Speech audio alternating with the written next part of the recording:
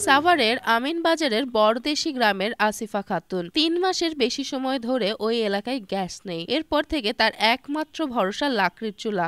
শুধু আসিফা নয়, তার মতো ১০ গ্রামের লক্ষাধিক মানুষ খেয়ে না খেয়ে দিন পার করছেন। বিকল্প উপায়ে কেউ কেউ রান্না করছেন লাকড়ির চুলায়, কারো ভরসা গ্যাস সিলিন্ডার, অথচ নিয়মিত দিতে হচ্ছে গ্যাস বিল। ৩ মাস ধরে যে কষ্ট করবো, বৃষ্টি না থাকলে বাইরে রান্ধি, নাইলে ভিতরে রান্ধি। কত কষ্টের মধ্যে আছি এখানে। কবে আইব তা কোনো আমার ঠাই ঠিকানা নাই। আমরা পেটের বাতি জুটার পাই না, কামাই কম। আমরা নাকড়ি কিনবো কখনটা 7 কেজি খড়ি 6 কেজি খড়ি নেই 100 টাকা, 2 অক্ত নাম দেওয়াই না। তাহলে আমরা এত কষ্ট করতেছি, ঘর ভাড়া কম নিতেছে না কেন? এগিয়ে চলছে কে দেশে?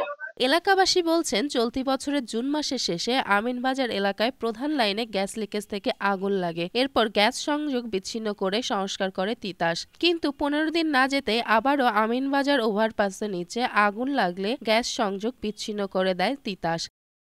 যেহেতু আমরা বুঝেছি আমাদের আমিনবাজার গ্যাস ছিল, এখন আমাদের এলাকার মা বোনদের যে এই লাকড়ি খড়ি কিংবা আপনার গোবরের দেওয়া এখানে রান্নাবাড়ি করতে এবং এলপি গ্যাস দ্বারা রান্নাবাড়ি করতে আমাদের এলাকার মা বোনের অনেক কষ্ট পোহাতে হচ্ছে। আবার আর্থিক কষ্ট তো আছেই। আমাদের এলাকায় যে আগে কিছু যেমন অনেকেই আছে বাড়ি ভাড়া দেওয়ার সংসার চলে, এখন দেখা যায় ভাড়াটেও থাকে না এই গ্যাসের জন্য। আমি এই পর্যন্ত আমার মেম্বার এবং আমি নিজের ব্যক্তিগতভাবে আমি এই পর্যন্ত তিতাস কর্তৃপক্ষের 7 বার গেছি এই অফিসে।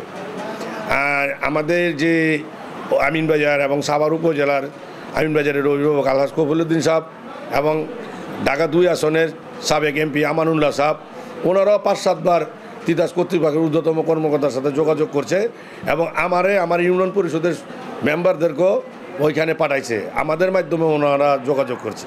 এরপর আর সংস্কারের নাম নেই, এতে বন্ধ হয়ে গেছে সিএনজি স্টেশন। প্রভাব পড়ছে অন্যান্য ব্যবসা প্রতিষ্ঠানেও। দ্রুত সমস্যা থেকে মুক্তি চাইছেন ভুক্তভোগীরা। সিএনজি গ্যাস না থাকার কারণে মালিক পক্ষ স্টাফদের বেতন দিতে পারতেছে না। প্রতি মাসে ডিমান্ড চার্জ আসে, গ্যাস বিল, কারেন্ট বিল, এগুলো এক হিসাবে মালিক পক্ষে ঋণ করে দেওয়া লাগতেছে এবং কি আমাদের কর্মচারীদের কোনো রকম বেতন দিতেও মালিক পক্ষের খুবই কষ্ট হইতেছে। দ্রুত গ্যাস সরবরাহ স্বাভাবিক করার পাশাপাশি ভবিষ্যতে যাতে এমন দুর্ভোগে পড়তে না হয় সেদিকে নজর দেওয়ার দাবি স্থানীয়দের।